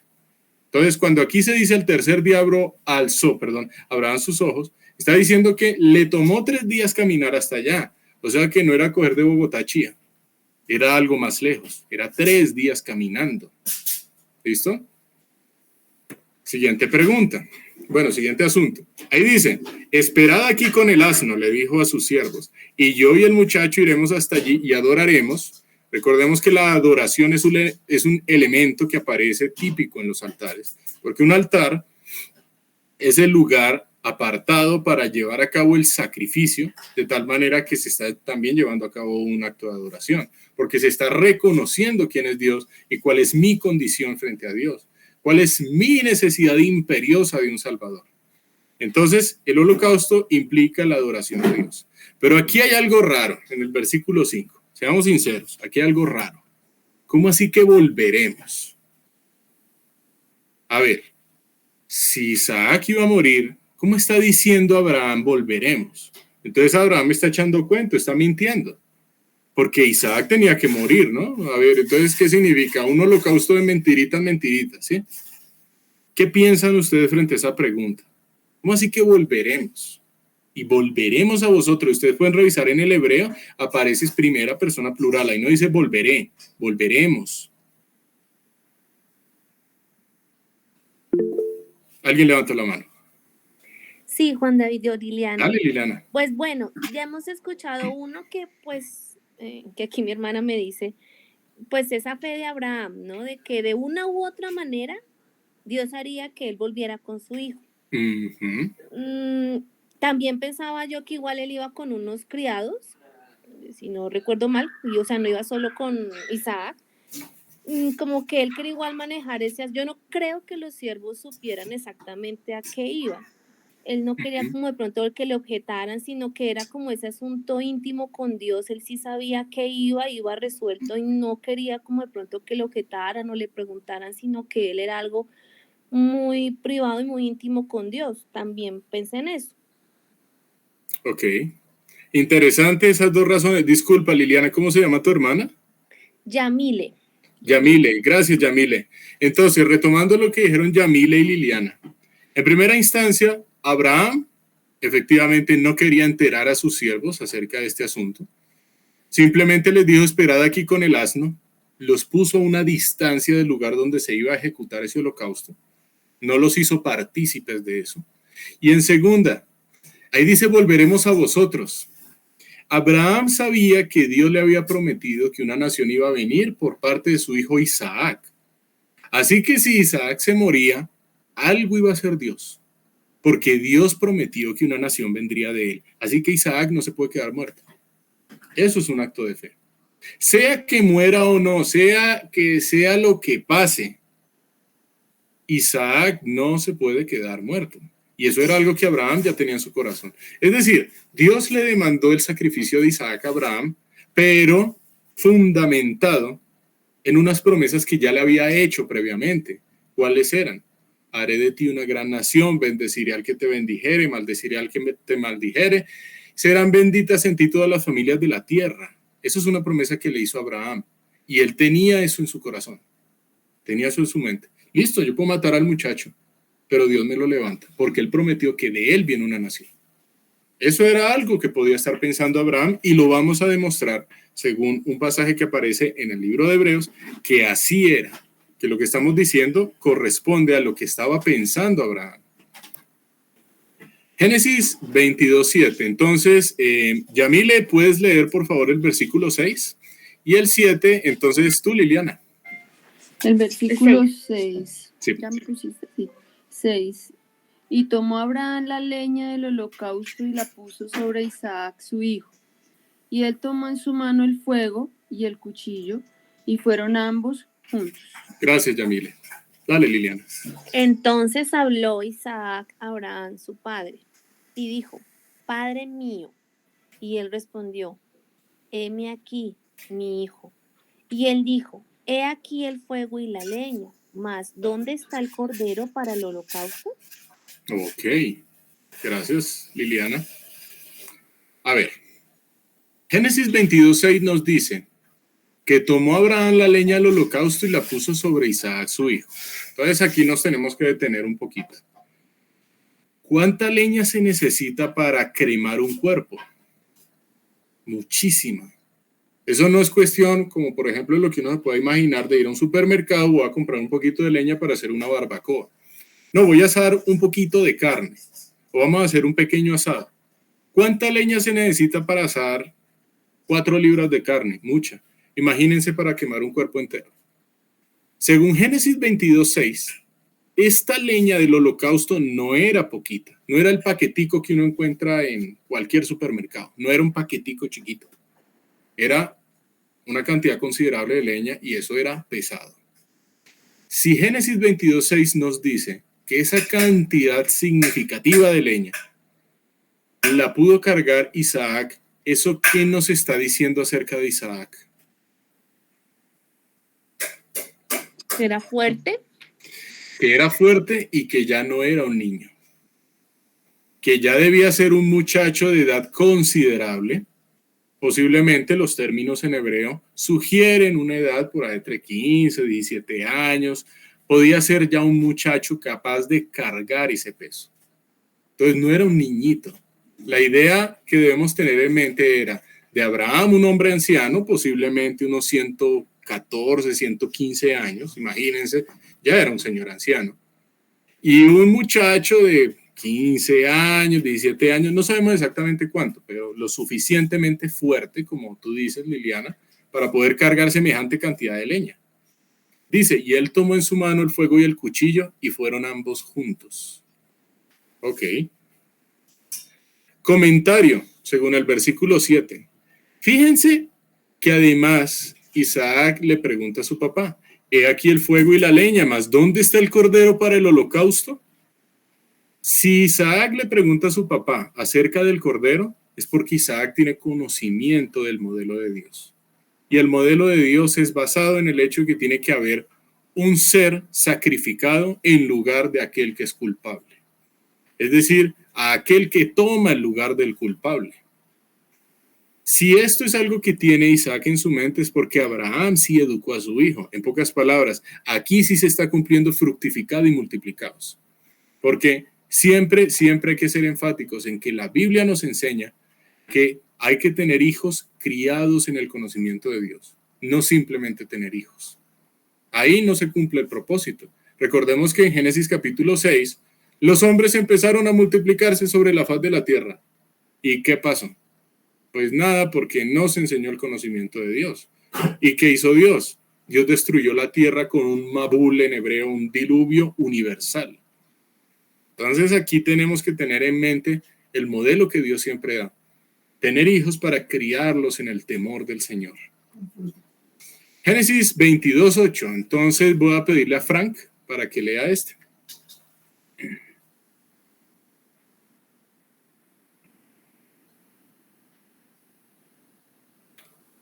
Frank. Bueno, entonces... Sí, ya. Y respondió Abraham, Dios se proveerá de cordero para el holocausto, hijo mío, e iban juntos. Listo, gracias, Frank. Ok, esa es la respuesta de Abraham a la pregunta interesante de Isaac. A ver, aquí hay algo que tampoco cuadra. ¿Cómo así que Dios se proveerá? A ver, ¿Isaac no iba a morir? Entonces, ¿por qué Abraham coge y le dice esto a su hijo? No, Dios se proveerá de cordero. Suena rara esta pregunta, porque Isaac debía morir. Ok, esta pregunta la vamos a ir respondiendo más adelantico. Esta expresión iban juntos, pues parece muy obvia. Y si es tan obvia, entonces ¿para qué la Biblia la menciona? Iban juntos. Sí. ¿Qué quieres decir con eso, Moisés? Es más, ¿cuál es la intención de Dios en poner en el corazón de Moisés registrar esta pequeñita expresión? Iban juntos. Creo que eso denota bastante. Iban juntos. Eso sobra, ¿no? Pues lo podemos quitar y más bien quitémoslo y sigamos. No, la palabra de Dios es tal que no se le puede quitar. Entonces, esa pequeña expresión tiene un propósito. Tampoco se le puede agregar, como dice mi mamá. Esta expresión "e iban juntos" no solamente denota el hecho de que obviamente pues tenían que ir juntos, ir caminando, sino que existía un mutuo acuerdo frente a lo que se iba a realizar, que consistía en un sacrificio. ¿Acaso pueden caminar dos personas juntas si no estuvieran de acuerdo? Y estoy citando un pasaje de la Escritura. "E iban juntos" denota el hecho de que en ambos existía el temor de Dios y que ambos estaban de acuerdo en que, pues, si Dios había ordenado hacer algo en un altar, pues había que hacerlo, e iban juntos. Listo, entonces vamos a Hebreos 11, 17 al 19. Entonces voy a pedirle a Nidia que lea el 17, el 18 a Ketty, y no sé si estás ahí, Juan, entonces el 19. Entonces, Hebreos 11, 17 al 19. 17. Por la fe, Abraham, cuando fue probado, ofreció a Isaac, y el que había recibido las promesas ofrecía su unigénito. Habiéndosele dicho, en Isaac te será llamada descendencia. ¿Listo? ¿Estás ahí, Juan? Bueno, entonces, entonces dale, Ketty, el 19, por favor. Pensando que Dios es poderoso para levantar aún de entre los muertos, de donde, en sentido figurado, también le volvió a recibir. Listo, gracias, Ketty. Primera pregunta: ¿qué razón nos proporciona el libro de Hebreos, cuyo autor es desconocido, pero inspirado por el Espíritu Santo, para que Abraham fuese a sacrificar a su hijo? ¿Cuál es la razón? Versículo 17, la fe. Recordemos que fe en griego es pistis, que significa confianza. Abraham confiaba plenamente en las promesas de Dios. ¿Cuáles son esas promesas de Dios? Un conglomerado de promesas preciosas que en últimas apuntan es al Salvador. Entonces, Abraham tenía fe en el Salvador, y eso lo vimos en Romanos capítulo 4. No era simplemente fe en el hecho de que iba a tener un hijo, sino en que él necesitaba de aquel que justifica al impío. Además, se nos dice que teniendo fe en aquello que Dios le había dicho, en Isaac te será llamada descendencia, o sea, Isaac va a ser el heredero de esa promesa. Él dijo, bueno, listo, versículo 19, si yo lo mato, Dios me lo levanta. Versículo 19, pensando que Dios es poderoso para levantar aún de entre los muertos. Ok. Entonces, sea que sea lo que pase, yo voy a regresar con él. O sea que él no le dijo mentiras a los siervos. Él estaba hablando de verdad. Y ese volveremos es una muestra de la fe que él tenía en las promesas de Dios. Él no estaba echando cuento. Estaba de verdad hablando algo en correspondencia con la fe. ¿Listo? Dice, de donde en sentido figurado también le volvió a recibir. Vamos a ver por qué en sentido figurado le volvió a recibir. Entonces, ¿en qué está depositada la confianza de Abraham? En las promesas de Dios. Y pues en últimas es en Dios mismo, porque Dios es el que emite la promesa. ¿Qué pensaba Abraham? Pues que en el caso en que su hijo llegase a morir, Dios lo levanta. Porque Dios prometió que de ese hijo iba a venir una gran nación. Ah, muy bien. Entonces, ya teniendo esto en mente, Génesis capítulo 22 adquiere un significado distinto. No se trata de una orden cruel por parte de Dios, no. Aquí se trata de un ejercicio de la fe en el cual todo está apuntando hacia el Mesías. Fíjense las analogías de carácter cristológico. Vamos a ver cómo son. Resulta que Cristo cargó la cruz. Y eso es, digamos, una de las analogías interesantes. En segunda instancia, Isaac es el que carga la leña. Fíjense que además, según el versículo 9, Isaac se está dejando atar. Se está dejando atar. ¿Qué hizo el Señor Jesús? Él tenía el poder para impedir ser llevado a la cruz. Lo tenía. Lo tiene. Bueno, estoy hablando tenía es en aquel tiempo histórico, ¿no? Eso es algo que nosotros vamos a estudiar más adelante si Dios nos lo permite. pero sí existen ciertas similitudes de carácter tipológico. Sin embargo, esas similitudes tienen un límite porque también existe unas diferencias supremamente marcadas que solamente se podrían cumplir en el Mesías. Entonces, Génesis 22, 9 y 10, lo voy a leer. Dice, y cuando llegaron al lugar que Dios le había dicho, edificó allí Abraham un altar y compuso la leña, y ató a Isaac su hijo y lo puso en el altar sobre la leña. Y extendió Abraham su mano y tomó el cuchillo para degollar a su hijo. Entonces, ¿para qué son los altares? Ya sabemos que es para ofrecer sacrificio, es un lugar de adoración, de reconocimiento de quién es Dios. ¿Sabía Isaac lo que le esperaba? Claro que sí, pero fíjense que él se dejó atar. Estamos hablando de un muchacho fuerte para cargar leña y su papá, que era un anciano. Él le pudo haber dicho a su papá, mira papá, suerte, a mí no me tocas el cuello. Lo pudo haber hecho. Así que esa fe que se está manifestando en Abraham también se está evidenciando en Isaac, porque hay que tener mucha fe para dejarse atar y dejarse pasar el cuchillo por el cuello, que eso debe ser algo supremamente doloroso. Interesante eso. Compuso la leña y ató a Isaac su hijo. Ahí se dejó atar, porque el fuerte ahí era Isaac, y lo puso en el altar sobre la leña. O sea que Isaac entendió que si era un mandato de Dios había que cumplirlo, y si él debía sufrir, había que sufrir. ¿Quién es el que fue llevado como cordero al matadero, a la cruz? ¿Quién fue el que, teniendo el poder de evitarlo, no lo evitó? ¿Quién fue el que voluntariamente puso su vida para volverla a tomar? Aquí estamos viendo es una connotación muy cristológica, y eso es lo que nosotros no debemos perder de vista. Yo no estoy diciendo que Isaac fuese perfecto, porque por eso digo, en esa connotación cristológica existen límites, porque aquí estamos hablando de un muchacho pecador, y ese estado no se puede comparar con el estado perfecto del Mesías. Son dos estados completamente diferentes, vida y muerte. Entonces, el Mesías vivo, sin pecado, Isaac, un muchacho que puso su fe en aquel que puede justificar al impío. Quiero también resaltar lo siguiente. Dice el versículo 10, y extendió Abraham su mano y tomó el cuchillo para degollar. Muchas veces las películas a nosotros nos muestran, supongamos que esto es un cuchillo, que el cuchillo era tomado de esta manera y que Abraham se lo iba a casi que clavar al hijo. Pero eso no es lo que dice el versículo 10. El versículo 10 dice que extendió Abraham su mano para tomar el cuchillo y degollarlo. Degollar consiste en cortar las arterias que pasan por el cuello de tal manera que la víctima muera desangrada.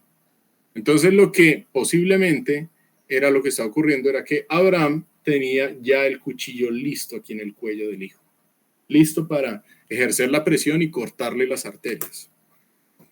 ¿Listo? Entonces es como para imaginarnos mejor la escena. No era esto y no es que el ángel le haya cogido así la mano. Ese no es, digamos, no es lo que pretende comentarnos el autor. ¿Por qué se deja atar? ¿Y qué vemos en Isaac también? Pues la fe. Nada más y nada menos que la fe. ¿Y en qué estado nacieron tanto Abraham como Isaac? Porque recordemos que cuando nosotros estudiamos Caín y Abel, vimos que tanto Abel como Caín son descendientes de Adán y Eva. Y según Romanos 5:12, la muerte pasó a todos los hombres por cuanto todos pecaron. Entonces, ¿por qué Dios aceptó el sacrificio de Abel y no el de Caín? Por la fe. Ese es el elemento que diferenciaba todo, esencialmente. Y por la fe, ¿qué fue lo que hizo Abel? Él ofreció un sacrificio conforme a la voluntad de Dios. Ofreció un animal porque ese sacrificio tenía una connotación expiatoria, una connotación relacionada con el pecado. Mientras que Caín fue a sacrificar que una fruta. Sí se podían hacer ofrendas a Dios de frutos de la tierra, eso lo especifica el libro de Levítico, pero no en el contexto en el que lo pretendió hacer Caín. En este caso, entonces, ¿qué era lo que pasaba? Estamos hablando de dos seres humanos pecadores, Caín y Abel. Siendo que Caín rechazó el conocimiento de Dios, mientras que Abel aceptó el hecho de que viene el Mesías, el hecho de que necesita del Salvador. Pero no estábamos hablando del bueno versus el malo, estamos hablando de dos seres malos, depravados, como lo dije anteriormente, de acuerdo a la doctrina que en teología se llama depravación total, dos seres humanos malos, que pecaron contra Dios y que necesitan del Salvador, solo que uno aceptó y puso su fe en el Salvador mientras que el otro no. Aquí estamos también viendo a dos seres humanos, Abraham e Isaac, hijos de Adán y Eva. Y pues eso ¿qué hace? Los hace propensos a pecar como a cualquiera de nosotros. Entonces recordemos que aquí no se trata del bueno Abraham. Él es llamado padre de la fe, sí, pero por la obra de Dios, no por su propio corazón. Recordemos que Abraham, según lo que vimos en Josué capítulo, creo que 24, la clase pasada, él vino fue un contexto de idolatría, Ur de los caldeos. Dice ahí que Nacor, su hermano, y Taré, su papá, servían a dioses extranjeros, a dioses extraños, no extranjeros, sino extraños, dioses falsos. Así que Abraham era de un contexto de idolatría, pura idolatría, de paganismo. ¿Qué había de bueno en Abraham? Nada. ¿Qué había de bueno en Isaac? Nada. ¿Pero qué fue lo que hizo Dios? De forma soberana eligió a Abraham para un propósito, y ese propósito es llevarle bendición a todas las familias de la tierra mediante esa nación en la cual van a ser el Mesías. Esa es la grande diferencia. Entonces, merecían Isaac y Abraham morir, y cuando digo aquí morir me estoy refiriendo es respecto a estar separados de Dios. La paga del pecado es la muerte, Romanos 6:23.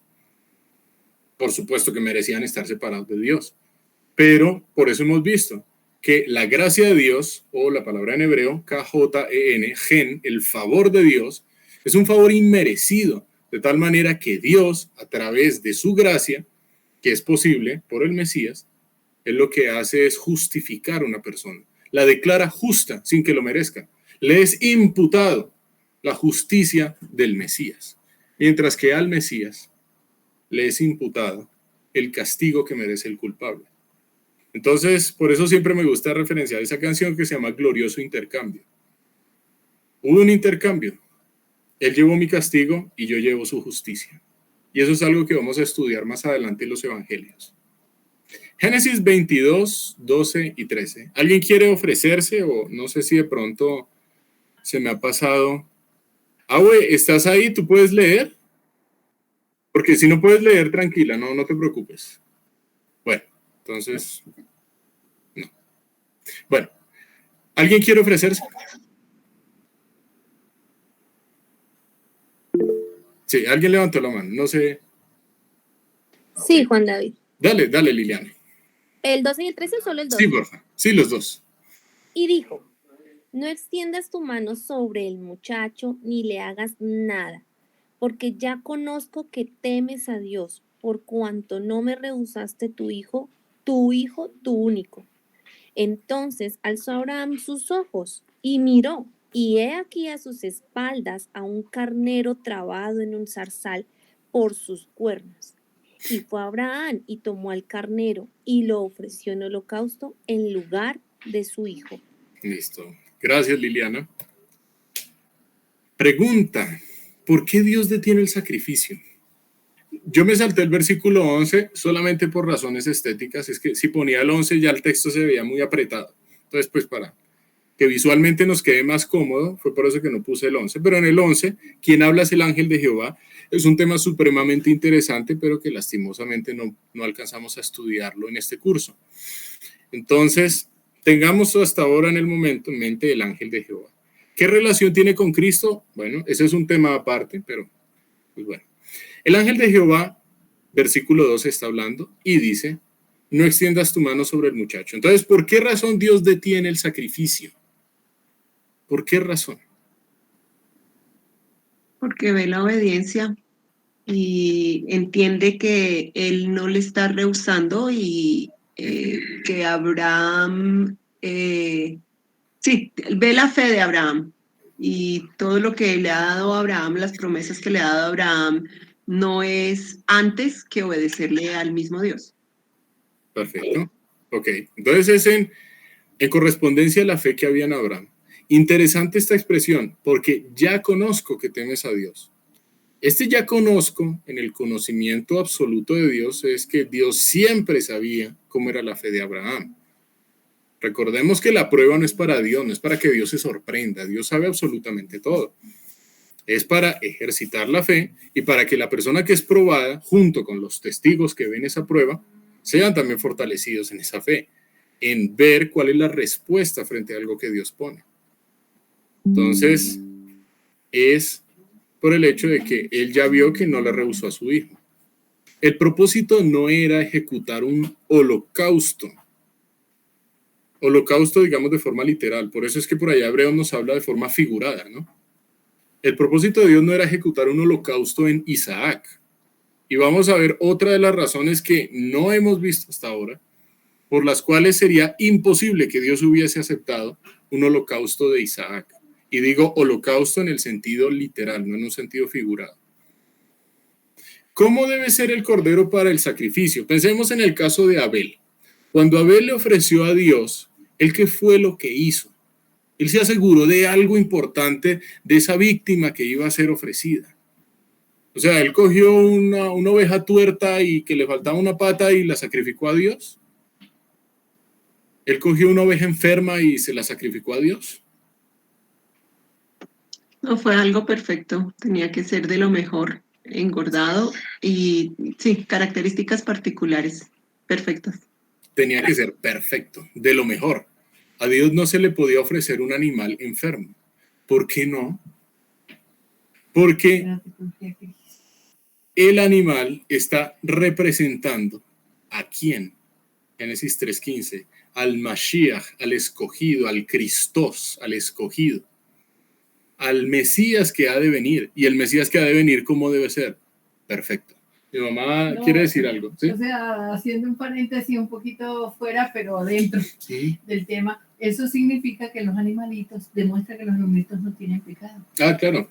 Ellos no pecan. Ellos, había que escogerlos perfectos, pero en ellos no hay pecado como hay en el ser humano, que peca, a propósito lo hace sabiéndolo. Exactamente. Dice mi mamá un detalle que es importante tener en cuenta.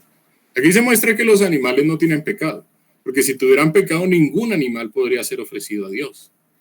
Los animales, en el sentido de ser perfecto, hace referencia a que físicamente deben estar apropiados. Pero en la analogía correspondiente con el ser humano, esa perfección significaría que el ser humano no debe tener pecado para poder ser ofrecido a Dios. Entonces, ya aquí estamos viendo un elemento adicional. ¿Era Isaac sin defecto, sin pecado? Obviamente no. Pues él era descendiente de Adán y Eva como el que les está hablando.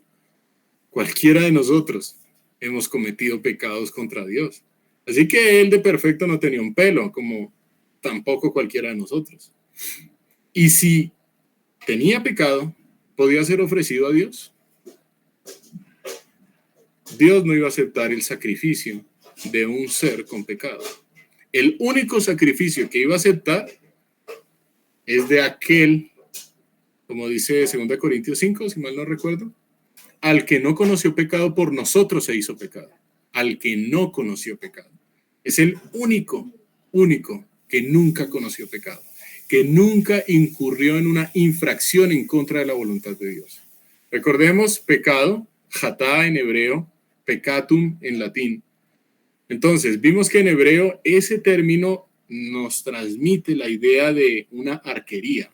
Entonces, yo lanzo flechas y la idea es darle al blanco. Si yo me desvío del blanco, estoy cometiendo un hatá, me estoy desviando. No estoy dándole a la voluntad de Dios. Un pecado consiste en alguna acción, ya sea mental, de cualquier estilo, que se desvíe mínimamente de la voluntad de Dios. Y el único que pudo vivir esa vida perfecta es el Mesías. Por lo tanto, Isaac tampoco podía ser aceptado en ese sacrificio. ¿Qué era necesario entonces? Ya que Isaac merece la ira de Dios por cuanto a que ha pecado. Pues es necesario que haya uno que muera en lugar de él, como con cualquiera de nosotros. Y por eso es que observamos en el versículo 13 la aparición de un carnero. ¿Qué es un carnero? Es un cordero macho. Perdón, es un, aquí lo tengo, cría de oveja, cordero, dice así, cría de oveja que no pasa de 1 año. Eso es un cordero. Y aquí tengo, ¿qué es un carnero? Es un macho de la oveja. Listo, ahora sí, quiero ser como preciso con eso. Un macho de oveja que estaba por ahí trabado por sus cuernos en un zarzal. Entonces también nos podemos preguntar qué es un zarzal. Aquí tengo la definición, lugar cubierto de zarzas. ¿Y qué es la zarza? Es un tipo de arbusto que tiene muchísimas ramas, pero muchas. Recordemos que esta zarza más adelante va a aparecer con un personaje llamado Moisés. Pero bueno, eso es algo que vamos a estudiar más adelante si Dios nos da vida. Listo. ¿Aceptaría Dios el sacrificio de Isaac? Pues no se puede. ¿Se podía sacrificar? Sí, se podía sacrificar, pero otra cosa es que Dios lo aceptara. Entonces, ¿qué era necesario para ejecutar lo que Dios le había mandado? Porque pareciera que entonces Dios echó de para atrás, porque Dios le ordenó a Abraham que ofreciera a su hijo en holocausto. Y aquí está diciendo que Abraham obedeció a Dios. Entonces, ¿cómo pudo obedecer Abraham a Dios si al final nunca sacrificó a su hijo? Pues la razón tiene que ver con esta doctrina que se llama la doctrina de la sustitución. La doctrina de la sustitución lo que plantea es que aquello que se debía ejecutar con alguien no es ejecutado por esa persona, sino por alguien que toma su lugar.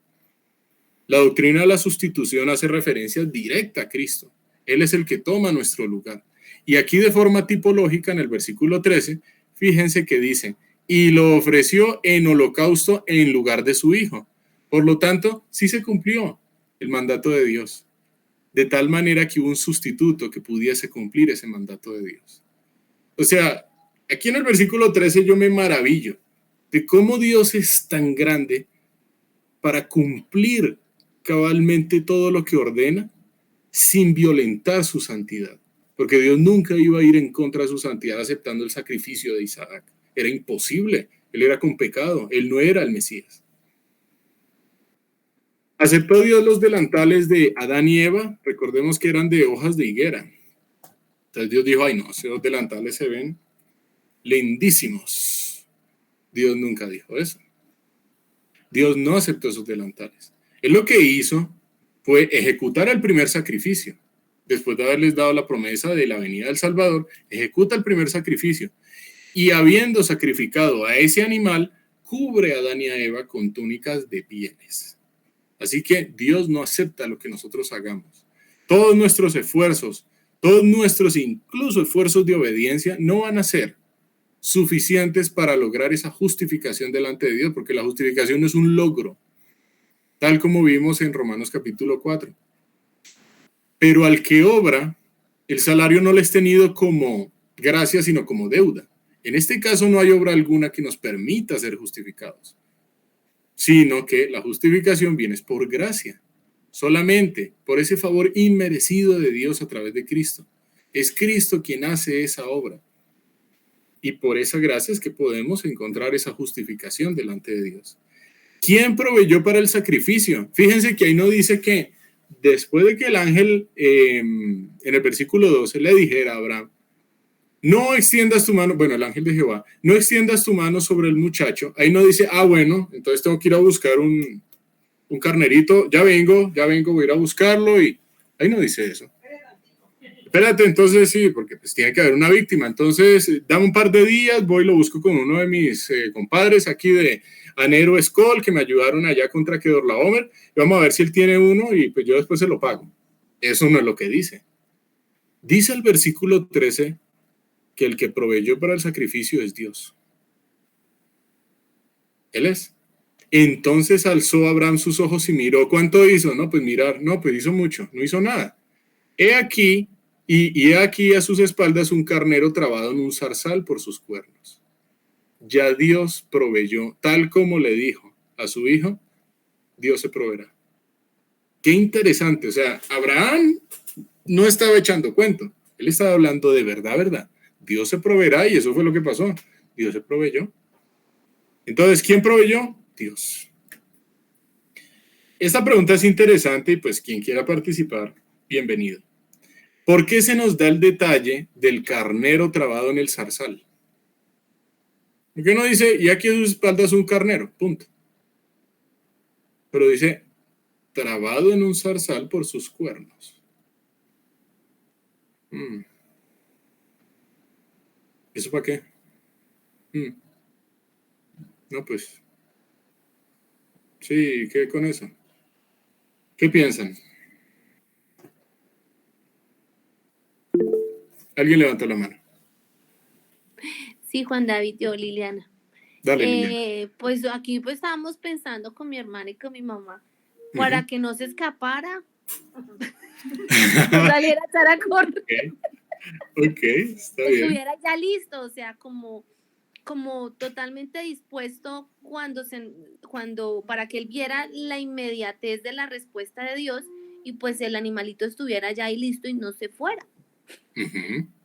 Ok, para que no se escapara, interesante. Pero él pudo haber aparecido amarrado, ¿no? ¿Por qué justo trabado en un zarzal? ¿Por qué no amarrado de una pata? O, no sé, de alguna otra forma. O ya atado. Pues Dios podía llevárselo ya atado, ya. Listico. Interesante lo que ustedes dicen porque tiene que ver con la razón.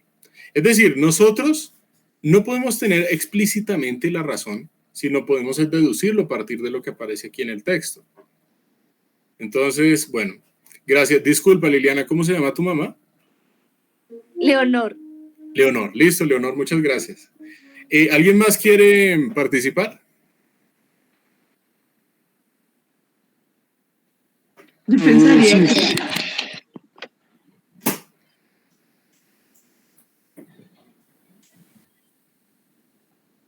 Bueno, no sé, me pareció escuchar que... Bueno, a mí se me hace muy, qué pena, muy similar al tema de Moisés, que también fue, no sé si será el mismo árbol, pero pues es una zarza, ¿no? O sea, zarza, zarzal, no sé si tenga algo que ver, o si de pronto haya algo como relacionado. Ok. Sí, la razón es que sí. Entonces, el zarzal es una región cubierta por zarzas. Entonces es como más o menos extendida y pues de alguna forma ya llegó un carnero. Allá llega un carnero. Sí, vamos a estudiar más adelante el hecho de que Dios se le manifiesta a Moisés mediante una zarza que va a estar ardiendo, pero que no se va a consumir, cosa que iría en contravía de lo que uno esperaría en cuanto a una combustión natural, ¿cierto? Entonces, bien. ¿Alguien más? Entonces, retomo lo que dijo doña Leonor. He aquí a sus espaldas un carnero. La idea era que no se fuera, que estuviera allí, pero que estuviera allí de tal manera que el carnero no pudiese tener ninguna laceración ni ninguna herida y por lo tanto se pudiera conservar tal cual, perfecto, para el sacrificio. Porque recordemos, un animal enfermo no podía ser ofrecido a Dios. No era posible que fuese ofrecido. Ni cojo. Ni cojo, ni tuerto, porque ello implicaría en la tipología con el Mesías que el Mesías iba a tener pecado. Y eso es imposible. Porque Dios es santo, Dios nunca va a aceptar el sacrificio de alguien con pecado.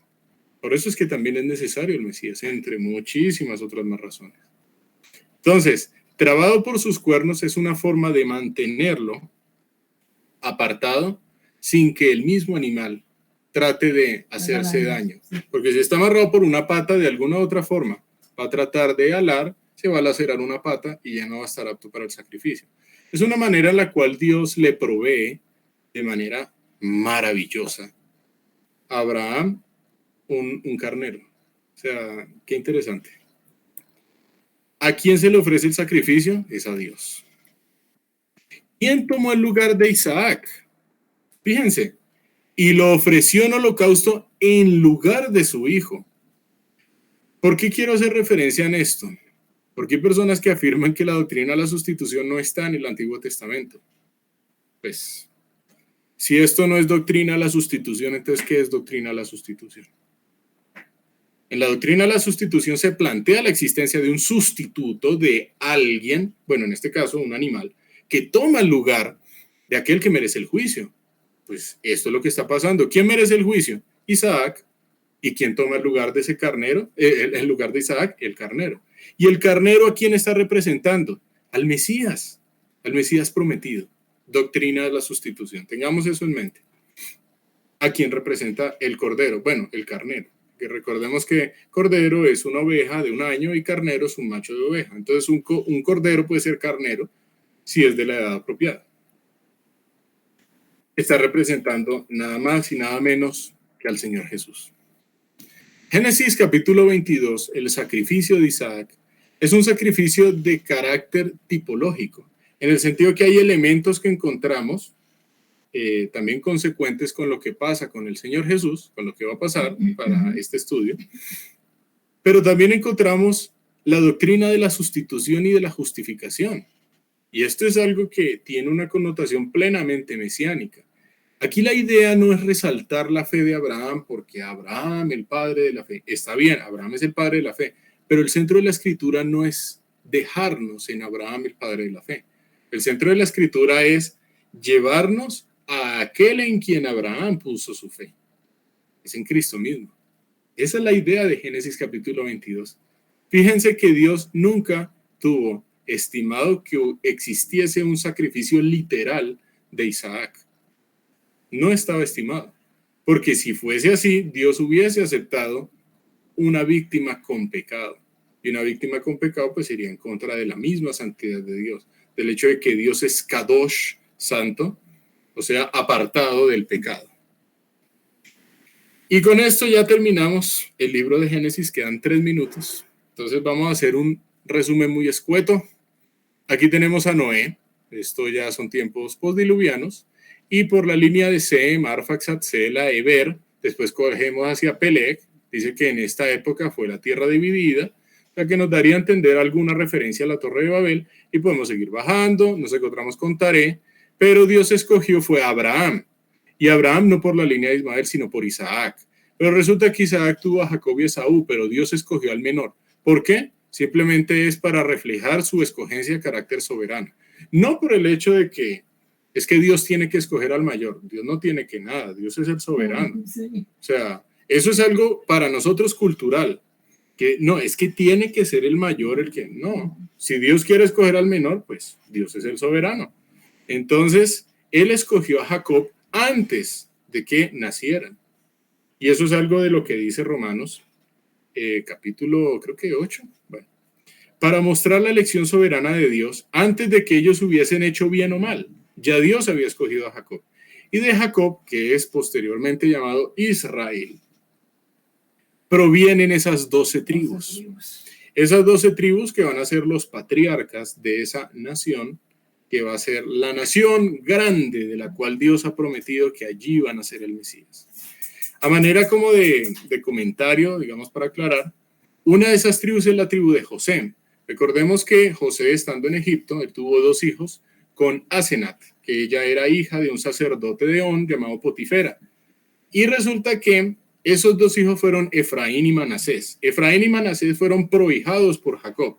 Es decir, habiendo sido nietos, fueron contados como si fueran hijos propios. Entonces, por eso es que nosotros encontramos son las 12 tribus de Israel, porque está la tribu de José, que se divide en 2, y está la tribu de Leví. ¿Listo?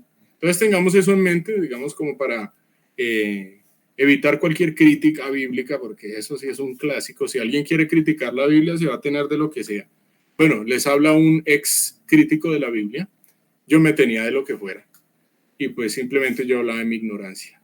Entonces, pues yo sé que ustedes, gracias a Dios, no les pasó esto.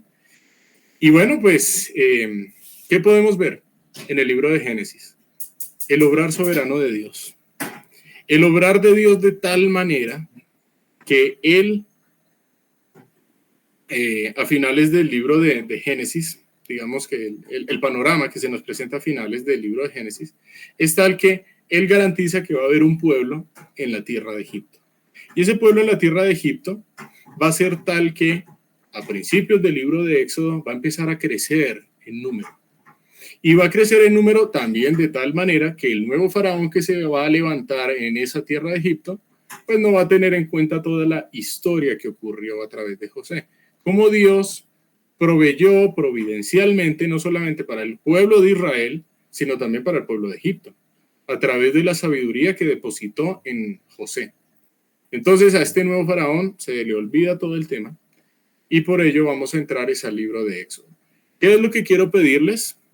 Que ustedes hagan este mismo ejercicio con todos los capítulos del 23 al 50. No digo para dentro de 8 días, ya eso es algo personal, ya eso es algo de ustedes. Para dentro de 8 días sí les pido que lean los primeros 3 capítulos del libro de Éxodo. Porque si Dios nos da vida, vamos a iniciar el libro de Éxodo.